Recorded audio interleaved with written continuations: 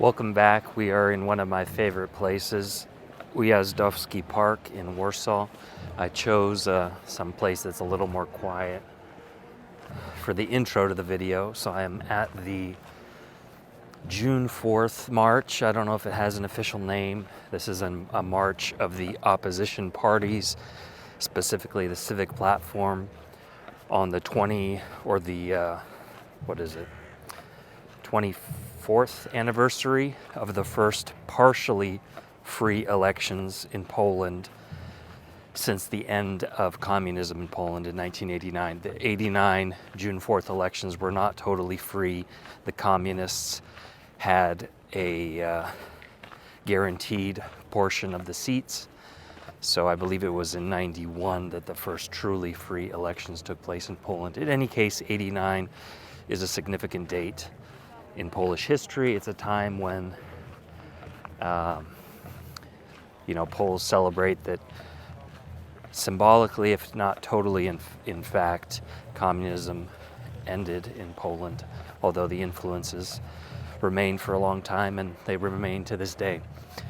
So the purpose of the march is basically a political march using the date of June 4th for the opposition party, specifically Civic Platform, to show their opposition to the Law and Justice government, which is the ruling party of Poland, and it's considered a right-wing government or something, whatever that means. I don't consider them to be especially conservative, although they are more conservative, certainly, than Civic Platform, which is a very much a mainstream European party, you could say, which, in my humble opinion, conflicts quite severely with Poland's traditional Catholic culture and values.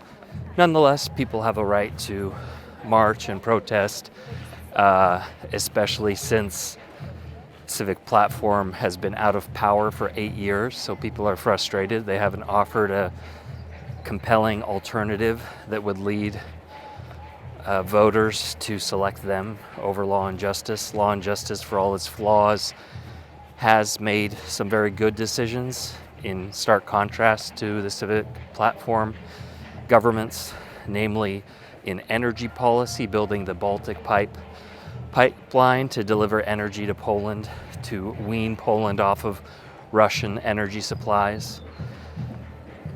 They've also been close to the United States government, and they have made substantial weapons orders to bolster Poland's army in the face of the Russian threat, preceding, of course, the last year's beginning of the war in Ukraine.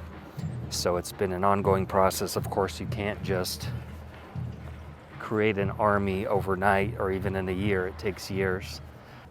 So without going into details of the conflicts between the parties, there's a lot of hostility towards the Law and Justice, Prawo I Sprawiedliwość in Polish government. And this is a manifestation of it, this march. So I'm here to check it out. Like I said, people have a right to protest, and it's nice weather, so people like to be a part of something. So I wanted to check it out, see what people are doing. It looks like a mix of people, young people, old people, kids, parents. So it's certainly not just one demographic. I understand that people are frustrated when they don't like a certain political option. I'm not a huge fan of the current government either, but I'm less a fan of Civic Platform and the politicians that run that party. I don't have anything against the people that vote for them necessarily.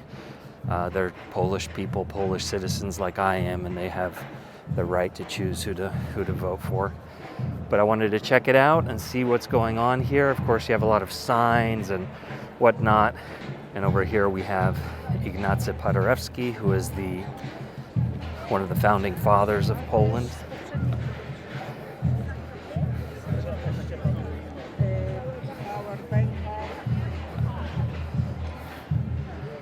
Here we have a sign that says, "We will win, zwyciężymy." And then here we have Ignacy Paderewski, the famous concert pianist, I believe he was the second Prime Minister of Poland, a friend of Herbert Hoover and Colonel Edward House, Woodrow Wilson's close advisor, who helped to support Polish independence back at the end of World War I. Probably without Paderewski and House, then Poland would not be independent. At least it would not have the support of the United States, which was critical to Poland's independence.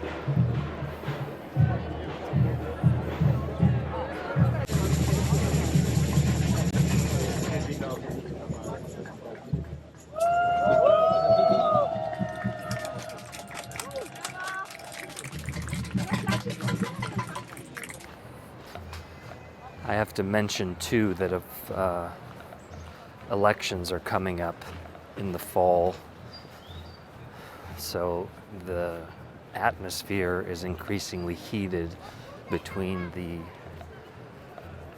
current government and the opposition. Of course, the opposition would like to take control, so there's a lot of media back and forth and attacks back and forth, and so it's a much more explosive situation. I hope that's only a rhetorical, symbolic phrasing, but it's certainly a time of more heightened emotions, especially with the war ongoing in Ukraine, the economic challenges that Poland and other countries in Europe and the West in general are facing really worldwide. So there are people out and about, and they always, not always, but a lot of people, they look to politics to solve problems that are really often outside of political control. I, as someone who's followed politics closely for 20 years, have realized that it's better to not get too involved. As a historian, I enjoy observing and seeing what's going on, but I've found that getting too involved is not really helpful, at least not to get too emotionally involved, assuming that somehow if your candidate gets elected, they're going to solve whatever issues you think are most important. In most cases, the politicians, they reach power and they serve their own interests or the interests of the people who got them in that place. So onward to the march.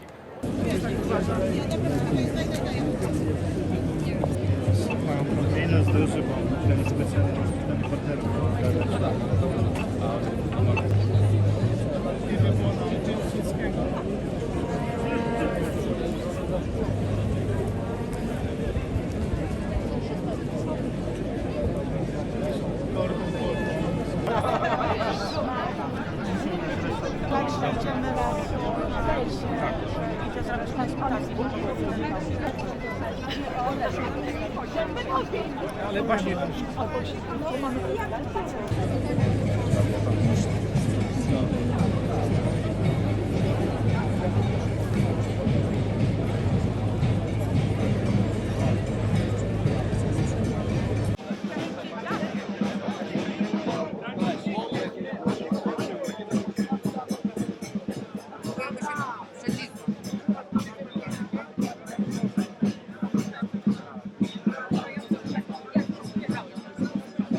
a ile by było, jakby nie było tych techników cudowych?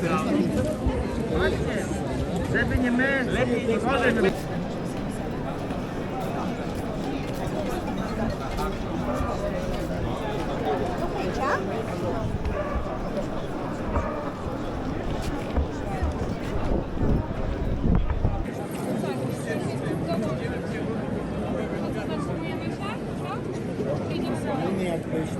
Jak mamy stać, to wolę iść.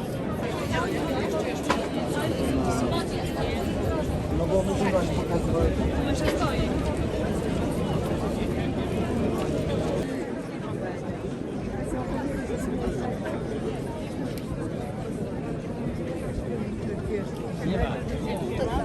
Dobrze, dobrze. Dobrze tak mówić. Mogę zadzwonić, będziemy poczekać i myślę, że... Strajk marsz.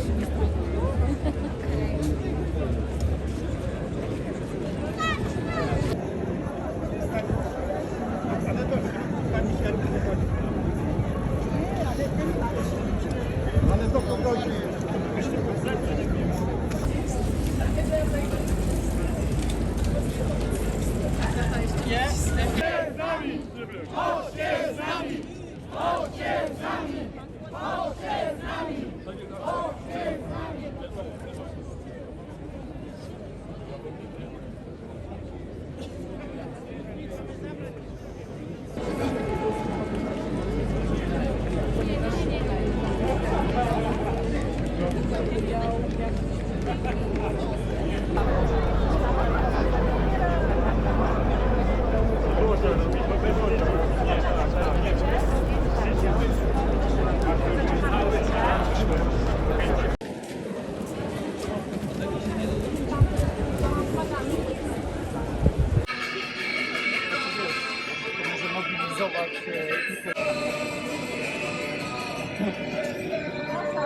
Jeszcze raz, jeden bardzo ważny komunikat. Zgubiło się dziecko u nas.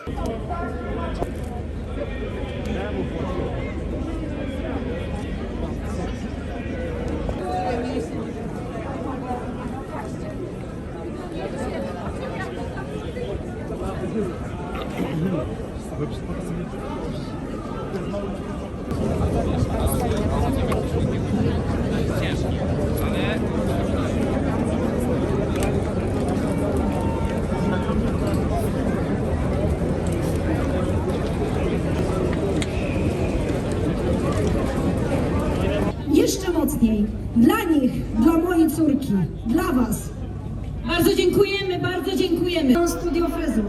W styczniu zeszłego roku, podczas swojej podróży po Polsce, Donald Tusk odwiedził moje studio, żeby porozmawiać o sytuacji polskich przedsiębiorców. Po tej wizycie stałam się obiektem hejtu, pomówień, a mojej córce grożono gwałtem. Jestem tu, bo nie zgadzam się żyć.